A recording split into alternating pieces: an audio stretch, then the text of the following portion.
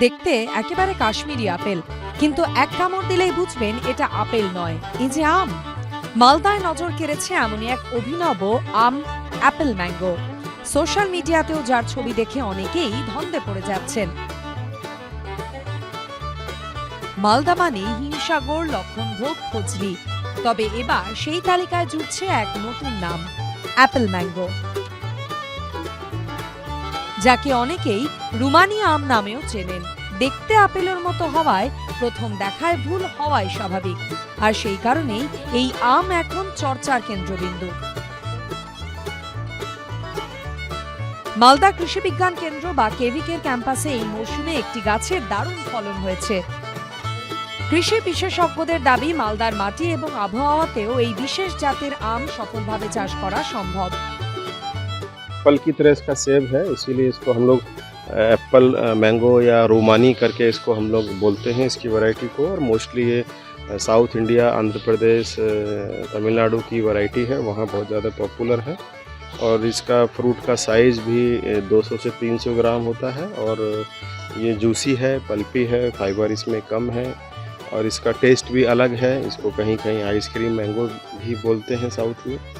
और इसका बाज़ार में इसके कलर अपीयरेंस के कारण इसका रेट भी ज़्यादा मिलता है। तो जो किसान आम के शौकीन हैं, डेफिनेटली वो इस तरह की किस्म को लगाएंगे, जिससे उनके बाग में किस्मों की विविधता बनी रहे, उनको मार्केट में अच्छा रेट मिले।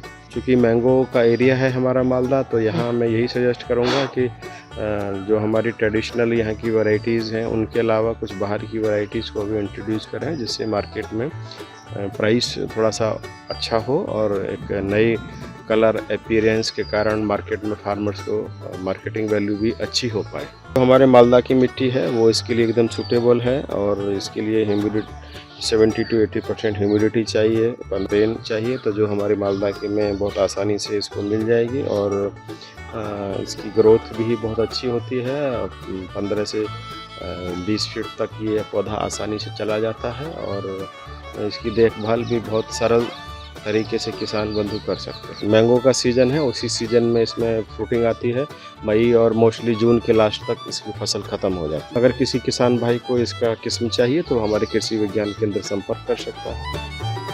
এই আমের আরেকটি বড় সুবিধা হলো এর পরিচর্যা সাধারণ আম গাছের মতোই, অতিরিক্ত কোনো যত্নের প্রয়োজন হয় না। তাই নতুন জাত হলেও চাষিদের বাড়তি ঝামেলা নেই।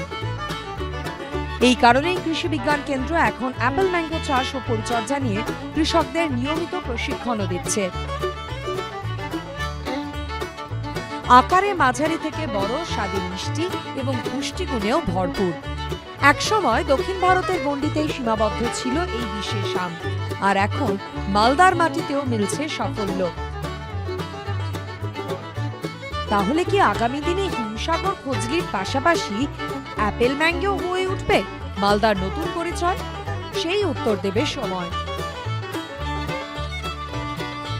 অভিজিৎ চৌধুরীর রিপোর্ট, এবিপি লাইভ। এবিপি আনন্দ, এগিয়ে থাকে, এগিয়ে রাখে।